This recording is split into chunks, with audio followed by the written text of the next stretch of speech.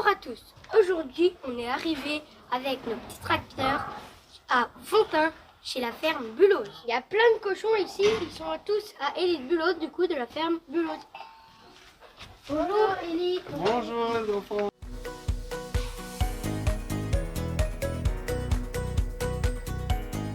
Donc, tous ces cochons sont à vous? Ouais, c'est les cochons, donc c'est à mon père et moi je suis le fils de la famille, je suis le troisième et puis on a cette production, ça fait 20 ans qu'il fait ça et aujourd'hui, donc là il y a une vingtaine de truies. Le mâle, c'est une race américaine, ça s'appelle du Duroc.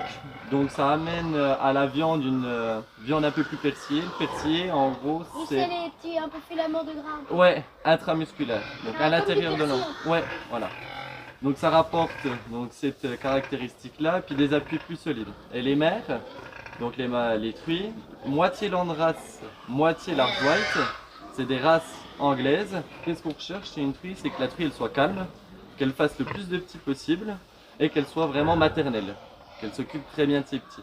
Ce schéma génétique permet d'avoir donc des porcs qu'on apprend en Grèce qui ont une qualité de viande, une bonne qualité de viande. Alors là, je tiens un cochon qui a juste 4 jours. Fais gaffe quand même, mais c'est plutôt mignon. C'est déjà lourd, hein. Ça pèse 2 kilos ou plus. L'alimentation, vous leur donnez quoi? Alors, l'alimentation, là on a un aliment où il y a différentes céréales dedans, donc du pois, des triticales, etc. On a un label depuis 2 ans, le label bleu blanc cœur. Du coup dans l'alimentation, il rapporte un peu de lin, donc c'est un céréale qui va rapporter un meilleur équilibre oméga 3, oméga 6 dans la viande.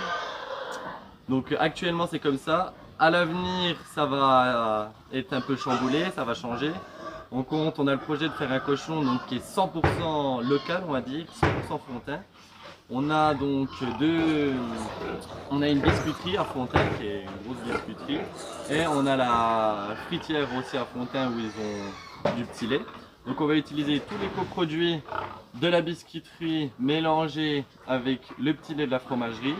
Avec ça on va faire une soupe pour donner au cochon. Et on va rajouter un noyau de céréales à l'intérieur pour compléter la ration, afin que ça soit le plus équilibré possible. Comme vous n'allez pas manger de la pizza tous les jours, il faut que ça soit équilibré. Bon les garçons, on va aller voir un peu plus près les truies. Il faut qu'on aille leur mettre à boire, donc on va y aller. En plus il fait chaud là, on a besoin de les hydrater un peu et qu'elles soient en forme. On y va? Et moi je trouve que la box est bien faite. Ils ont un coin à l'ombre. Pour dehors, ils ont pour boire et pour manger, c'est bien fait.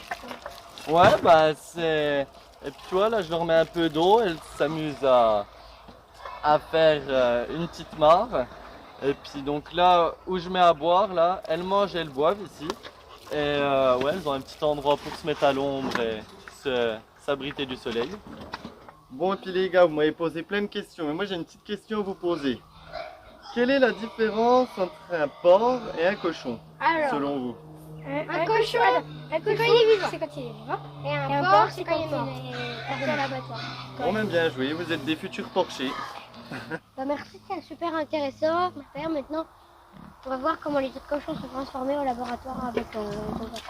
Ça marche, bon bah c'est parti, merci à vous. Merci beaucoup. Il est magnifique le paysage par ici. Il est juste super.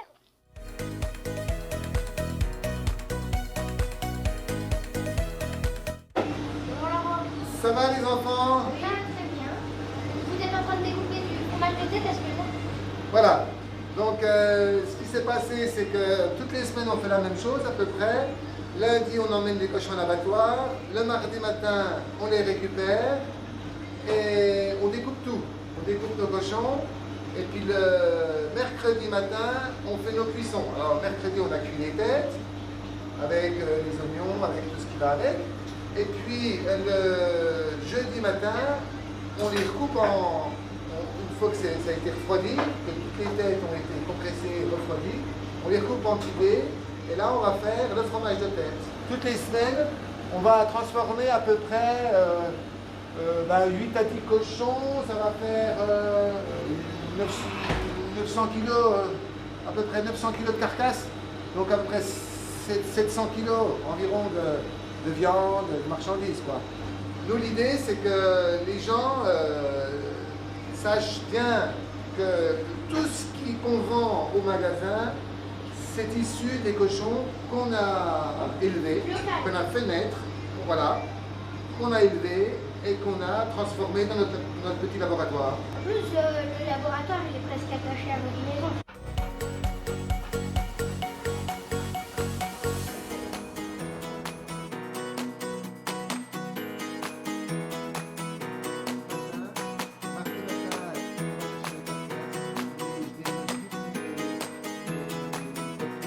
Ça sent pas du tout le bacon industriel. Ça sent beaucoup plus le goût du fumé, surtout au niveau de la peau.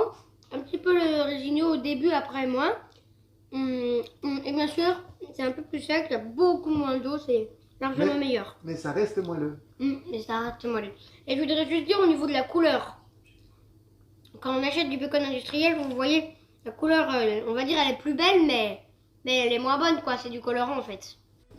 Ça, c'est du pâté de foie, mousse forestière, avec du lait, des champignons, c'est une émulsion. Ça, c'est du pâté de campagne. Merci Roland, tout d'abord pour la dégustation, aussi pour nous avoir amenés dans votre laboratoire, pour tout avoir vu, puis merci aussi à votre fils quand même, parce qu'il nous a montré plein de choses.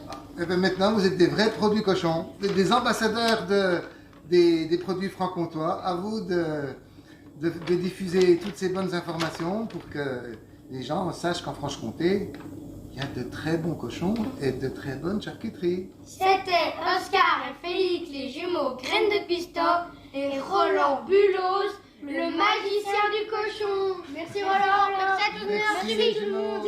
Et on peut le dire, vive la